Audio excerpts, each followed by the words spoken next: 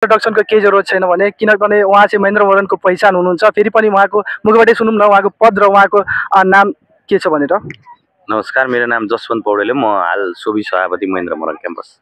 अनि तपाईँले मलाई पहिला पनि त्यो सभापतिमा त्यो निर्वाचित गर्नुभएको थियो, विजय पनि हुनुभएको थियो। तपाईँले के लाग्छ कि यो महेन्द्र मोहन तपाईँले के गर्नुभएको छ भनेर?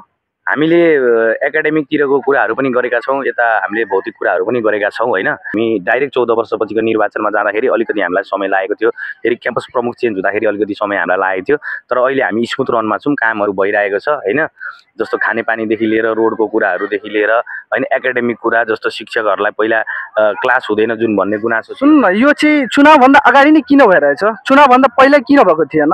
अनि अहिले चाहिँ चुनावको 1 हप्ता बाँकी छ, त्यसको अगाडि नै भइरहेछ। यो के राजनीति हो कि के हो? होइन नि, यो त बजेटिङ सिस्टम हो। तपाईँलाई जस्तो हाम्रो यो बजेटिङ सिस्टम हो भने 2 वर्ष अगाडि आएको थिएन बजेट? यस्तो हो, तपाईँलाई 2 वर्ष अगाडि त हामी पनि थिएनौँ, हामी सङ्गठनको रूपमा काम गरिरहेछौँ। सोभि भनेको पहिला हामीले बुझ्न जरुरी। सोभि भनेको आधिकारिक संस्था हो। हामीले कहीँनिर गफ गर्न जाँदा, जस्तो हामीले पिचको लागि महानगरपालिका हाम्रो नागेश कोइराला ज्यूसँग कुरा गर्न जाँदाखेरि हामी आधिकारिक रूपमा जान्छौँ। के भन्छ तपाईँले? मलाई के लाग्छ कि यो महेन्द्रमा के चिजको कमी छ जस्तो लागिरहेछ? होइन, यहाँ हामीलाई भौतिक पूर्वाधारको कमी छ।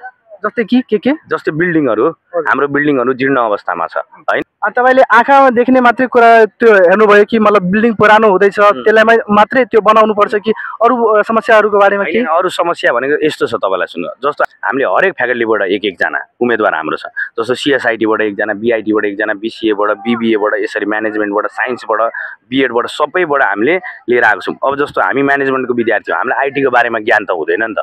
अब उहाँबाट सोभि सदस्य निर्वाचित भएर आएपछि आइटीको विषयमा के छ त उहाँले सल्भ गर्ने कुरा। उहाँले 2 वर्ष अगाडि पनि तपाईँले भन्नुभएको थियो लाइब्रेरीको समस्याको समाधान गर्छु भनेर, अब फोहोर मैलाको व्यवस्थापन त्यो गर्छु भनेर, अनि के भन्छ टोइलेट व्यवस्थापन गर्छु भनेर। अहिलेसम्म 2 वर्षको अवधिमा के भएको छैन? यस विषयमा के भन्न चाहन्छु तपाईँ? यसमा केही पनि छैन। हाम्रो भनेको भौतिक पूर्वाधारको कमी। मैले तपाईँलाई सुरुमा 2 वर्षमा भौतिक पूर्वाधारको कमी छ? कमी छ, धेरै कमी छ। भौतिक पूर्वाधार भनेको यस्तो कुरा हो, यसलाई हाम्रो कलेजको बजेट, यो जस्तै यो म्यानेजमेन्ट बिल्डिङ भने मैले भने नि इन्टरनल रिसोर्सबाट बनाएको हो।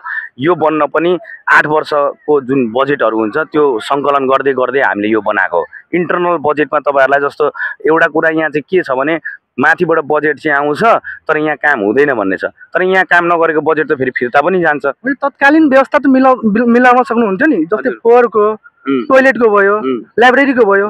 यस्तो छ तपाईँलाई, यो त मतलब तत्कालीन व्यवस्था पनि मिलाउनु पर्थ्यो नि। 2 वर्ष के गर्नु भएन? अनि चुनाव अगाडि 1 महिना अगाडि तपाईँहरू अनि खानेपानीको बनाउँदै हुनुहुन्छ। यो म के कसरी हेर्नु? यसलाई राजनीतिक तर्फबाट हेर्नु कि के कसो? होइन नि, यसलाई राजनीतिक तर्फबाट हेर्नु भएन। जस्तो हामीले तपाईँले भनेअनुसार हामीले यो भोटको लागि अहिले काम गऱ्यौँ, यो खानेपानी बनायौँ भन्ने भने हामीले त बरु 1 वर्ष अगाडि यो बनाएर बरु अहिले राजनीतिको लागि अर्को काम गर्थ्यौँ नि त बरु, होइन र? यही काममा त अड्किनु पर्ने भन्ने छैन नि त। खानेपानी बनाइसक्थ्यौँ अनि थप अर्को बरु कुरा गर्थ्यौँ, होइन र? हाम्रो चासो चाहिँ त्यो। तपाईँको 2 वर्षको अवधिमा के फोहोर मैलाको व्यवस्थापन भएन, टोइलेटको व्यवस्थापन भएन, हाम्रो के भन्छ डिजिटल त्यो के भन्छ त्यो ब्याङ्किङको क्षेत्रमा पनि केही भएन। अब फेरि पनि हामी तपाईँले नि भोट दिनुपर्छ भने कसरी आशा दिलाउनुहुन्छ? यस्तो सुन्नुहोस्, तपाईँले जस्तो हामी आइरहेछौँ, कलेज आइरहेछौँ, विद्यार्थी हामी फेस गरिरहेको छौँ। तपाईँ विद्यार्थीहरूसँग पनि जानकारी हो, हामीले सबै भनेको कामहरू हामीले गरेको सकेको छैनौँ होइन। सानोतिनो काम थियो, यो त गर्नु पर्थ्यो नि। सानोतिनो यस्तो जस्तो तपाईँलाई टोइलेटको कुरा गर्नुभयो, अरू गर्नुभयो, खानेपानी जस्तो हाम्रो बन्दैछ होइन। हाम्रो भौतिक पूर्वाधार भनेको बुझ्नुहुन्छ नि, भौतिक पूर्वाधार भनेको बिल्डिङ होइन।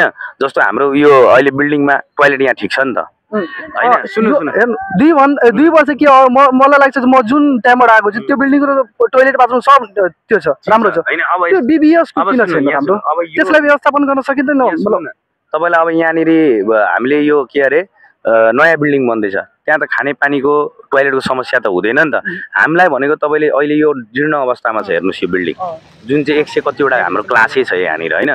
यो चाहिँ मलाई के आग्रह गर्न, मैले बारम्बार आग्रह गरेको छु, यो हाम्रो कलेजबाट हुने कुरा होइन होइन, सोभीबाट हुने कुरा होइन। यो भनेको माथि जो चाहिँ यहाँ सभापति भएर, कोषाध्यक्ष भएर, सचिव भएर अहिले ठुल्ठुलो पदमा हुनुहुन्छ, उहाँहरूले चाहिँ ध्यान दिनुपर्ने कुरा। अहिले तपाईँको अहिलेको समयमा तपाईँले के लाग्छ कि महेन्द्र मोहनमा हुनु पर्यो, अहिलेसम्म भएको छैन? भौतिक पूर्वाधार, खालि भौतिक पूर्वाधार मात्रै। तपाईँले एकचोटि पनि कुनै विद्यार्थीसँग सोध्नुभयो कि तपाईँहरूलाई के चिजको कमी लाग्दैछ? होइन, विद्यार्थीहरू यस्तो सोभि सदस्य भनेको होइन, तपाईँ एकचोटि गएर सबै विद्यार्थीलाई सोध्नुहोस्, उहाँले भौतिक पूर्वाधारको होइन कि पहिला त लाइब्रेरीको समस्या बताउँछ सेकेन्डमा भौतिक सुन्नुहोस् तपाईँलाई भौतिक पूर्वाधार भनेको के हो भने ल्यान्ड एन्ड बिल्डिङको बारेमा भन्नुहुन्छ त्योमा लाइब्रेरी पनि पर्यो होस्टेल होइन हाम्रो लाइब्रेरी ठिक छ त्यहाँको व्यवस्था चाहिँ राम्रो छैन लाइब्रेरी पनि ठिक छ तपाईँलाई हेर्नु त कस्तो जीर्ण होइन हाम्रो लाइब्रेरीसँग के मतलब छ त्यहाँको बुकसँग मतलब छ त्यहाँ भनेको नि बुक दिने व्यवस्था मिलाउनु पर्यो कि 15 दिनसम्म राख्ने हो तपाईँले 2 वर्ष अगाडि नै भन्नुभएको थियो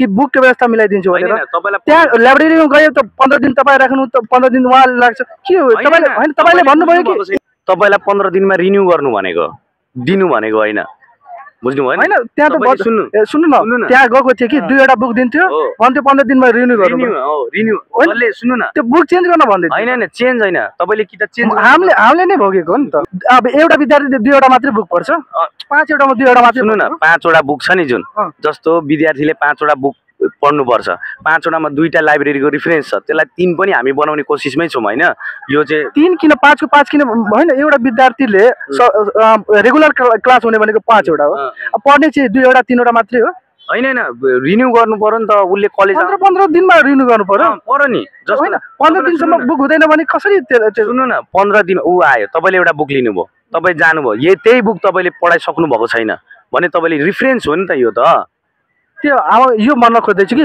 एउटा विद्यार्थीले 5 वटा बुकको व्यवस्थापन हुन्छ कि हुँदैन हामीले सुन्नुहोस् तपाईँलाई प्राइभेट प्रोग्राममा एउटा विद्यार्थीलाई 5 वटा बुक दिने सिस्टम थियो हामीले त्यहाँबाट हटाएको छौँ होइन तपाईँलाई होइन तपाईँले 2 वर्ष अगाडि पनि भन्नुभएको थियो 5 वटा बुकको व्यवस्था गर्छु भनेर 5 वटा बुकको व्यवस्था होइन लाइब्रेरीमा भएको समस्याको व्यवस्था त्यो गर्छु भनेर हामीले भनेको थियौँ होइन बुकको अहिलेसम्म लाग्छ मलाई बुकको जस्तो तपाईँहरूलाई बीबीएस बीएससीमा कमी अलिअलि आउँछ किनभने हाम्रो 5 वटा सेसन चलिरहेछ नि त अहिले लकडाउनले गरेर हाम्रो 4 वटा सेसन हुनुपर्ने फर्स्ट सेकेन्ड थर्ड फोर्थ हुनुपर्ने तर फर्स्ट सेकेन्ड थर्ड फोर्थ छ नि त अहिले होइन अब जुन थर्ड इयरमा छ त्यहाँनिर त अलिकति समस्या छ जस्तो सेकेन्ड इयरको फर्स्ट इयरको विद्यार्थीहरू जानुभयो एक्जाम दिनुभएको छैन भने जो फर्स्ट इयरमा पढ्दै उहाँहरूले त बुक फिर्ता दिनुभएको छैन उहाँहरूले पनि कमी भयो होइन त्यस्तो समस्याहरू चाहिँ छ यहाँनिर अहिले पनि होइन यो आदर्श बहुमुखी क्याम्पसमा भौतिक पूर्वाधारको होइन कि बाँकी समस्या पनि छ एक्चुअली बाँकी पनि छ तर तपाईँ सुरुदेखि अहिलेसम्म भन्दै हुन्छ कि भौतिक पूर्वाधारको कमी मात्रै रहेको छ अहिले हामीले अरू कुरामा हामीले काम गरिरहेका छौँ होइन हामीले जस्तो बुकको कुरामा पनि काम गरिरहेका छौँ तर भौतिक पूर्वाधारको कुरामा चाहिँ अलिकति हाम्रो काम अगाडि नबढेको कारण कसैले हामीलाई ल अब अर्कोचोटि चाहिँ हामी यो कामहरू गरिदिन्छौँ भनेर भनिदिएको भए त हामी अलिकति मन हल्का हुन्थ्यो नि त त्यो के भन्छ स्पोर्ट्स विकमा भएको खर्चको बारेमा पनि हामीहरूले सुनेको थियो यति खर्च भयो उति खर्च भयो भनेर त्यसको बारेमा के 2 शब्द तपाईँको पोइन्ट अफ के छ कि त्यति नै खर्च भयो कि अरू बाहिर फाल्टे पनि पैसा खर्च भएको जस्तो लागिरहेको छ छैन त्यो हाम्रो स्पोर्ट विक यस्तो स्पोर्ट विक पहिला एउटा डिपार्टमेन्ट प्रोग्रामहरूको हुन्थ्यो त्यसलाई हामीले मर्ज गरेको 22 लाख रुपियाँ जति एउटा यो स्टेट खतम भयो कति दिनको थियो त्यो यो 7 दिनको थियो हाम्रो 8 दिन भयो 1 दिन सरस्वती पूजा परेर त्यसमा कति भन्नुभयो 22 कि 23 लाख 22 लाखको बजेटिङ हो 22 लाख चाहिँ खर्च भयो हाम्रो हिसाबै क्लियर छ क्या तपाईँलाई जस्तो विद्यार्थीहरूले हामीले गेम खेल्दाखेरि डाइट दिएको छौँ एउटा केरा एउटा अन्डा केराहरूमा 22-23 लाख रुपियाँ खर्च भयो तपाईँलाई लाग्छ कति 10 वटा जति खेल्थ्यो होइन 10 वटा खेलमा जस्तो फुटबलमा हामीले जर्सी दिएको छौँ नि त फुटबलमा त 17-18 जाने हो खेल्ने टिम त जो 4 वटै हुन्छ होला सेमी फाइनलमा त 5 वटा टिम हुँदैन होला हुन्छ त 4 वटा टिमलाई तपाईँले गन्न पनि सक्नुहुन्छ क्या 4 वटा टिमलाई दिँदाखेरि कति दिनुभयो हाम्रो भोलिन्टियर हुनुहुन्छ 50 जना होइन जर्सी हाम्रो भन्नुहुन्छ नि 700 जनालाई हामीले जर्सी दिएको छौँ धन्यवाद इन्टरभ्यू